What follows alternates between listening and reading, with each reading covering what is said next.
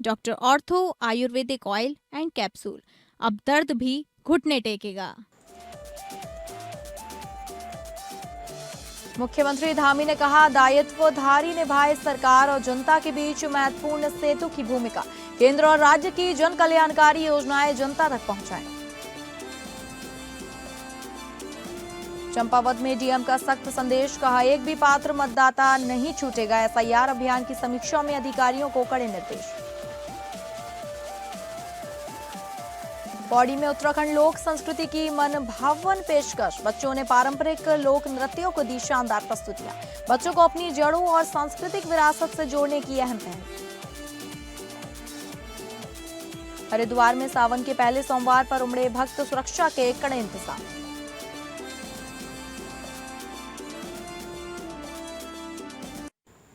नमस्कार, आप सभी का बहुत स्वागत है उत्तराखंड बुलेटिन में और मैं हूं आपके साथ अंकिता सिंह। शुरुआत करेंगे उत्तराखंड बुलेटिन की। मुख्यमंत्री पुष्कर सिंह धामी ने कहा कि दायित्वधारी सरकार और जनता के बीच महत्वपूर्ण सेतु के रूप में कार्य करते हैं। सरकार की जन कल्याणकारी नीतियों और योजनाओं को जन जन तक पहुंचाने के साथ ही जनता की अपेक्षाओं, समस्याओं और सुझाव को सरकार तक पहुंचाने में उनकी महत्वपूर्ण भूमिका है। उन्होंने दायित्वधारियों से जनता के साथ संवाद एवं समन्वय बनाए रखने का आह्वान करते हुए कहा कि जन समस्याओं के समाधान को सक्रियता से कार्य करने के साथ ही क्षेत्र में संचालित विकास कार्यों की प्रगति पर भी निरंतर नजर रखी जाए। जनता से प्राप्त महत्वपूर्ण सुझावों एवं समस्याओं को संबंधित विभागों और शासन के संज्ञान में लाकर उनके त्वरित समाधान के प्रयास किए जाए।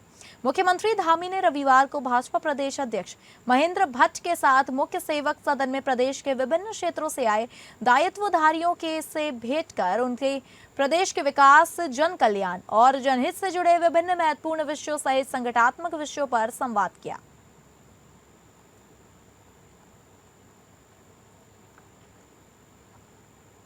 चंपावत में निर्वाचन आयोग के निर्देश अनुसार चल रहे एसआईआर अभियान को लेकर जिला निर्वाचन अधिकारी और जिलाधिकारी मनीष कुमार ने सभी निर्वाचन पंजीकरण अधिकारियों एवं सहायक निर्वाचन पंजीकरण अधिकारियों के साथ महत्वपूर्ण समीक्षा बैठक की।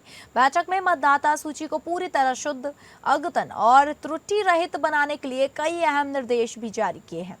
जिलाधिकारी ने स्पष्ट शब्दों में कहा है कि कोई भी पात्र मतदाता सूची से बाहर नहीं रहना चाहिए। उन्होंने अधिकारियों को निर्देश दिए कि यदि पहली बार में किसी मतदाता तक नोटिस नहीं पहुंचता है तो दोबारा नोटिस जारी किया जाए। आवश्यकता पड़ने पर नोटिस चस्पा किया जाए और परिवार या पड़ोसियों से संपर्क कर सत्यापन की प्रक्रिया पूरी की जाए। बैठक में बूथ स्तर पर नोटिस वितरण, सुनवाई की प्रगति, दावे और आपत्तियों के निस्तारण और विभिन्न व्यवहारिक समस्याओं की विस्तार से समीक्षा की गई। जिलाधिकारी ने निर्देश दिए कि सुनवाई से पहले सभी दस्तावेजों का परीक्षण कर लिया जाए ताकि किसी पात्र मतदाता को अनावश्यक परेशानी का सामना न करना पड़े। उन्होंने सभी ईआरओ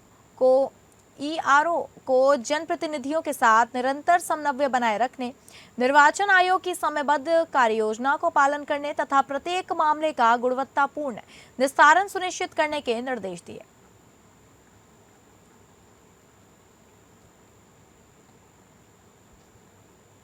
देशव्यापी नशा मुक्त युवा विकसित भारत संकल्प अभियान के शुभारंभ अवसर पर जनपद चंपावत में भी युवाओं ने नशा मुक्त भारत के निर्माण का संकल्प लिया। पीएम श्री जवाहर नवोदय विद्यालय में आयोजित कार्यक्रम में छात्रों ने प्रधानमंत्री का वर्चुअल संबोधन सुना। इस दौरान जिलाधिकारी मनीष कुमार ने छात्र छात्राओं के साथ कार्यक्रम में सहभागिता करते हुए उन्हें नशे से दूर रहने और राष्ट्र निर्माण में सक्रिय भूमिका निभाने का संदेश दिया। जिलाधिकारी ने कहा कि प्रधानमंत्री ने अपने संबोधन में युवाओं को नशा मुक्त जीवन अपनाने का आह्वान करते हुए विकसित भारत के निर्माण में उनकी अहम भूमिका पर विशेष बल दिया। उन्होंने कहा, उत्तराखंड में मुख्यमंत्री धामी के नेतृत्व में संचालित ड्रग फ्री देवभूमि अभियान लगातार प्रभावी साबित हो रहा है और समाज में सकारात्मक परिवर्तन देखने को मिल रहे हैं। उन्होंने विद्यार्थियों से अपील की है कि वे स्वयं नशे जैसी सामाजिक बुराई से दूर रहें और अपने परिवार, मित्रों तथा समाज को भी इसके प्रति जागरूक करें। जिलाधिकारी ने कहा कि योग, खेल, सांस्कृतिक गतिविधियां और सकारात्मक जीवन शैली युवाओं को सही दिशा देती हैं तथा स्वास्थ्य और जागरूक युवा ही विकसित भारत की सबसे बड़ी ताकत है। कार्यक्रम के दौरान छात्र छात्राओं ने नशा मुक्त समाज बनाने की शपथ ली और समाज में जन जागरूकता फैलाने का संकल्प भी दोहराया।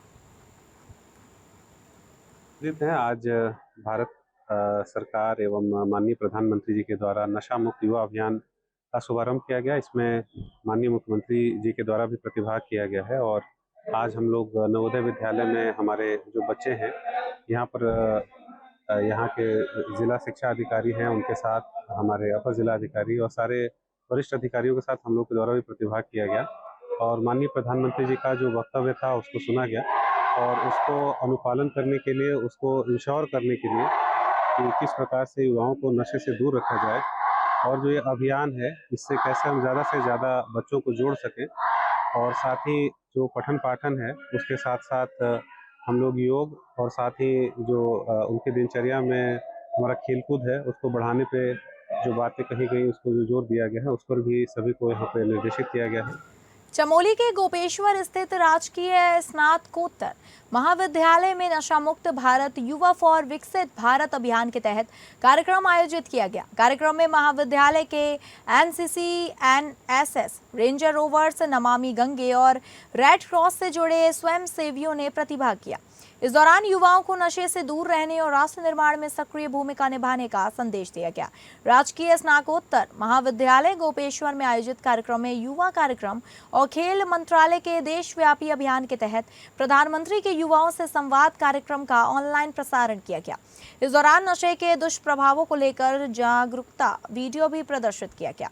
कार्यक्रम में ब्रह्म कुमारी संस्था से पहुंची बहन किरण ने युवाओं को शांत चित्त रहने के महत्व के बारे में बताया और सूक्ष्म योग अभ्यास कराया। महाविद्यालय के प्राचार्य प्रोफेसर MP नगवाल ने कहा कि नशा मुक्ति अभियान विकसित भारत के निर्माण की दिशा में एक जरूरी कदम है। उन्होंने कहा कि युवा देश के भविष्य और राष्ट्र निर्माण का आधार है। इस अवसर पर एंटी ड्रग सेल प्रभारी डॉक्टर राजेश कुमार चंद्रियाल ने उपस्थित स्वयं सेवियों को नशा मुक्ति की शपथ दिलाई।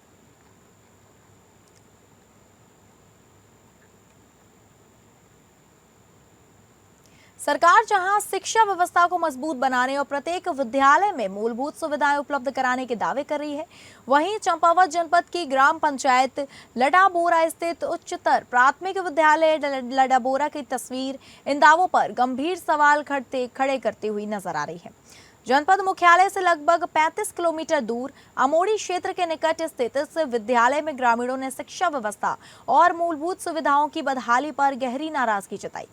ग्रामीणों का कहना है कि विद्यालय के शौचालय लंबे समय से जर्जर और अनुपयोगी बने हुए हैं। ऐसे में जब छोटे बच्चों को शौच के लिए जाना पड़ता है तो उन्हें मजबूर होकर झाड़ियों का सहारा लेना पड़ता है, जो न केवल असुविधाजनक बल्कि उनकी सुरक्षा और स्वास्थ्य के लिए भी गंभीर चिंता का विषय है। ग्रामीणों का आरोप है कि इस समस्या की जानकारी कई बार संबंधित कार्यदायी विभाग को दी गई, लेकिन अब तक कोई ठोस कार्रवाई नहीं हुई।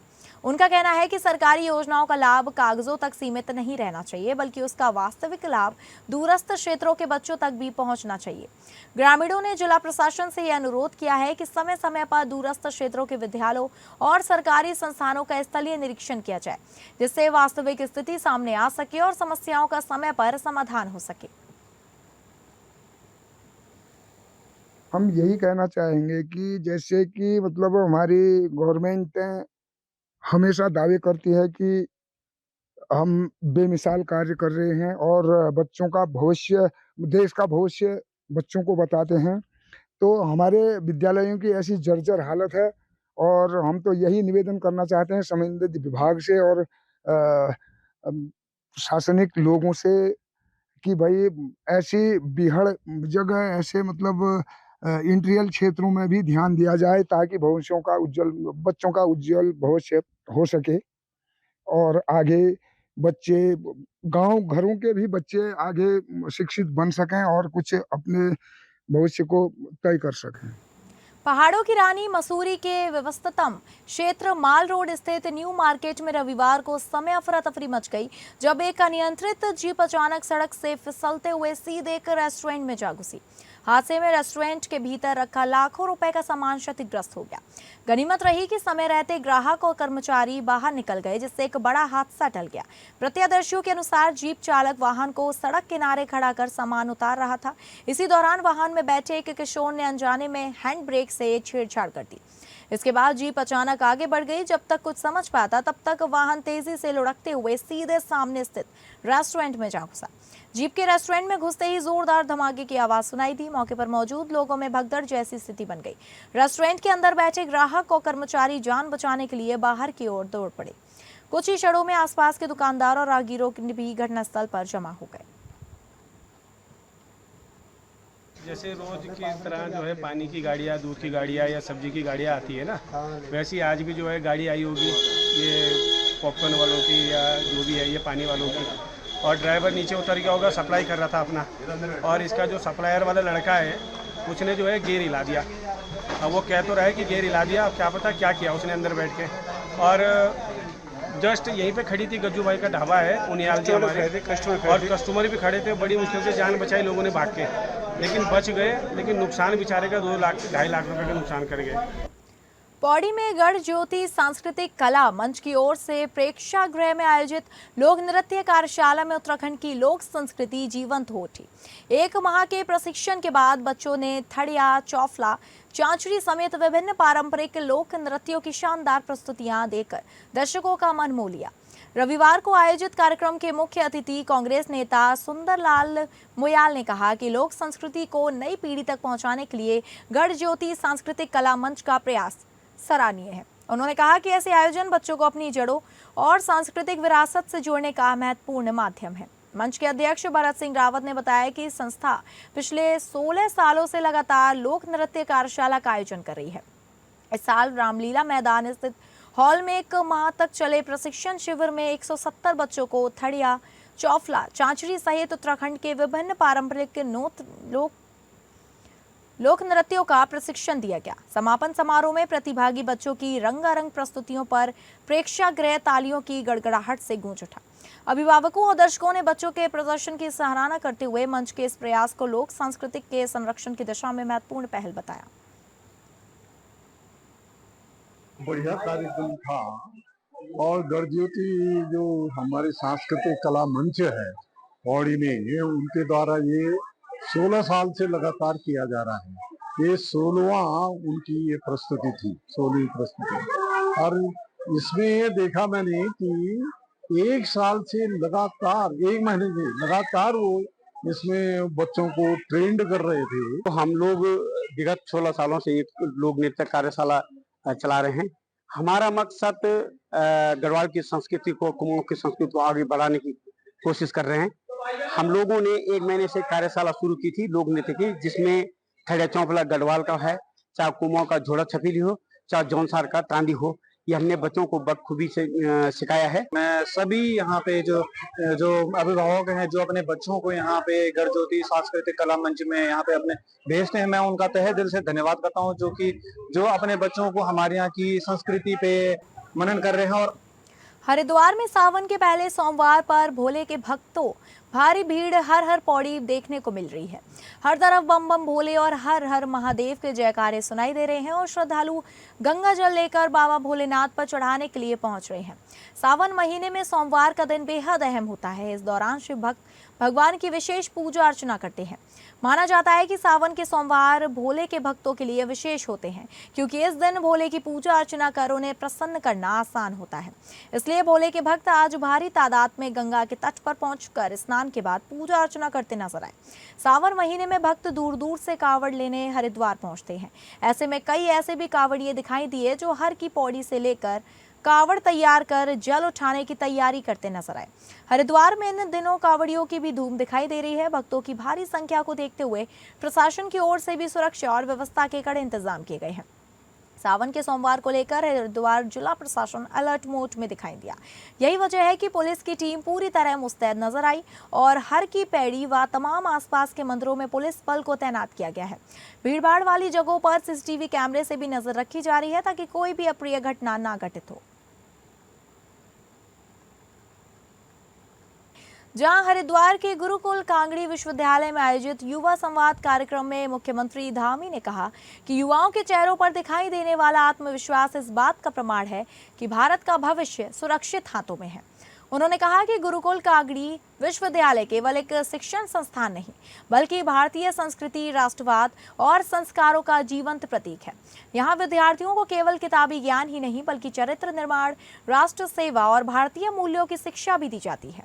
मुख्यमंत्री ने कहा कि भारत आज दुनिया का सबसे युवा देश है, जहाँ 65% से अधिक आबादी 42 वर्ष से कम आयु की है। यह युवा शक्ति विकसित भारत के निर्माण की सबसे बड़ी ताकत है। उन्होंने कहा कि आज का युवा नौकरी तलाशने वाला नहीं बल्कि स्टार्टअप और नवाचार के माध्यम से रोजगार देने वाला जॉब क्रिएटर बन रहा है। प्रधानमंत्री मोदी के नेतृत्व में startup India, stand up India, make in India, skill India, Khelo India और फिट इंडिया जैसी योजनाओं ने युवाओं को नए अवसर प्रदान किए हैं। उन्होंने कहा कि उत्तराखंड सरकार भी युवाओं के उज्जवल भविष्य के लिए मुख्यमंत्री स्वरोजगार योजना, मुख्यमंत्री युवा प्रोत्साहन योजना, दीनदयाल उपाध्याय ग्रामीण विकास योजना, कौशल विकास योजना, एक जनपद 2 उत्पाद योजना, house of Himalaya brand, state millet mission, Apple mission, सौर स्वरोजगार योजना, नई पर्यटन नीति और नई फिल्म नीति जैसी योजनाओं के माध्यम से रोजगार एवं स्वरोजगार को बढ़ावा दे रही है।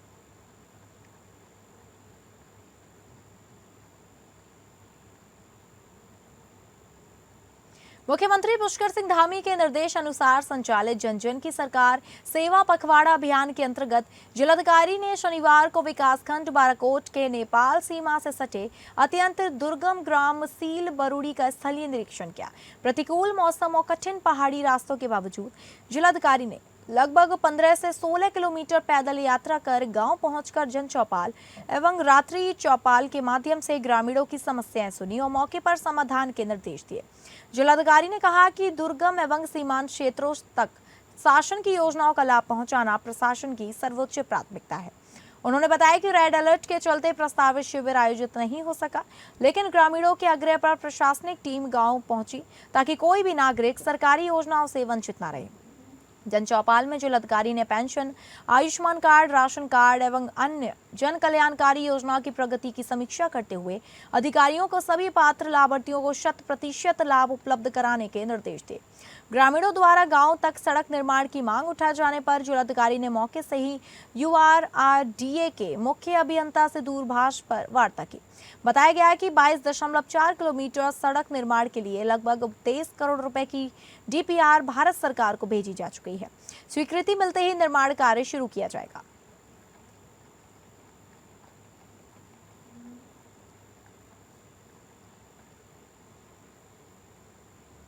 महिला सशक्तिकरण और स्वरोजगार को नई दिशा देने की दिशा में चंपावत जिला प्रशासन ने एक और महत्वपूर्ण कदम बढ़ाया है। मुख्यमंत्री धामी के मार्गदर्शन में नाबार्ड और राष्ट्रीय ग्रामीण आजीविका मिशन के संयुक्त सहयोग से दीदी कैफे पहल का शुभारंभ किया गया। इसके तहत 4 महिला स्वयं सहायता समूह को 50,000 लागत के मोबाइल फूड कार्ट प्रदान किए गए। जिला कार्यालय परिसर में आयोजित कार्यक्रम में जिलाधिकारी ने लाभार्थी महिलाओं को मोबाइल कार्ड सौंपते हुए कहा कि यह पहल महिलाओं को आर्थिक रूप से सशक्त और आत्मनिर्भर बनाने की दिशा में एक बड़ा कदम है। उन्होंने कहा कि भविष्य में जिले के अन्य प्रमुख स्थानों पर भी इस योजना का विस्तार किया जाएगा ताकि अधिक से अधिक महिलाओं को स्वरोजगार के अवसर मिल सके। इन मोबाइल कार्ड्स का संचालन दीदी कैफे के नाम से यात्रा मार्गों, अस्पतालों, डिग्री कॉलेजों और राष्ट्रीय राजमार्गों के प्रमुख स्थानों पर किया जाएगा। लाभार्थियों में प्रिया आजीविका लोहाघाट की नाजनीम, प्रेरणा स्वयं सहायता समूह की पुष्पा देवी, जय माता दी स्वयं सहायता समूह की अनीता देवी और पार्वती स्वयं सहायता समूह की कुमारी सुमन शामिल हैं। वहीं सहायक परियोजना निदेशक विमी जोशी ने बताया कि यह पहल नाबार्ड और राष्ट्रीय ग्रामीण आजीविका मिशन के सहयोग से महिलाओं को आर्थिक रूप से मजबूत बनाने के उद्देश्य से शुरू की गई है। RCT से फास्ट फूड का प्रशिक्षण प्राप्त महिलाओं को आधुनिक मोबाइल फूड कार्ट उपलब्ध कराए गए हैं, जिससे वे सम्मानजनक स्वरोजगार स्थापित कर सकें।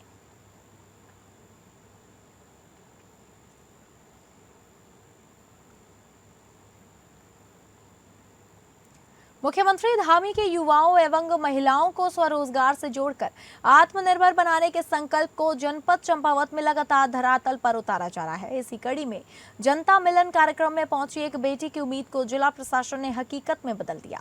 ग्राम लफड़ा निवासी कुमारी मुस्कान ने बीती 20 जुलाई 2026 को आयोजित जनता मिलन कार्यक्रम में जिलाधिकारी मनीष कुमार के समक्ष स्वरोजगार उपलब्ध कराने का अनुरोध किया था।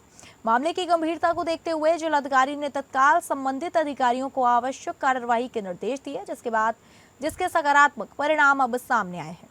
जिलाधिकारी के निर्देशों के अनुपालन में मुख्य पशु चिकित्सा अधिकारी डॉक्टर वसुंधरा गर्ब्याल ने जिला योजना के अंतर्गत कुमारी मुस्कान को बकरी पालन इकाई उपलब्ध कराई। इस सहायता से अब मुस्कान को स्थायी आजीविका का साधन मिलेगा और वह आत्मनिर्भर बनने की दिशा में अपना नया सफर शुरू करेगी। बकरी पालन इकाई प्राप्त करने के बाद कुमारी मुस्कान ने प्रदेश के माननीय मुख्यमंत्री पुष्कर सिंह धामी तथा जिलाधिकारी के प्रति आभार व्यक्त करते हुए कहा कि प्रशासन की त्वरित कार्यवाही ने उनके जीवन में नई उम्मीद और आत्मविश्वास का संचार किया है। चंपावत में जनता दरबार में मैंने श्रीमान जिलाधिकारी महोदय के समक्ष अपनी समस्या रखी।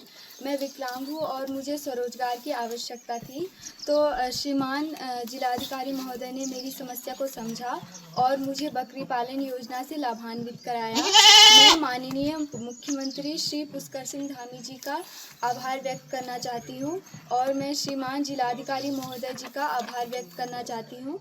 मैं मुख्य पशु चिकित्सा अधिकारी जी का आभार व्यक्त करना चाहती हूँ, जिन्होंने 10 दिन के अंतर्गत मुझे इस योजना से लाभान्वित कराया, जिससे मेरी आर्थिक स्थिति में सुधार आया। मैं धन्यवाद देना चाहूँगी। तो फिलहाल उत्तराखंड बुलेटिन में बस इतना ही। नमस्कार।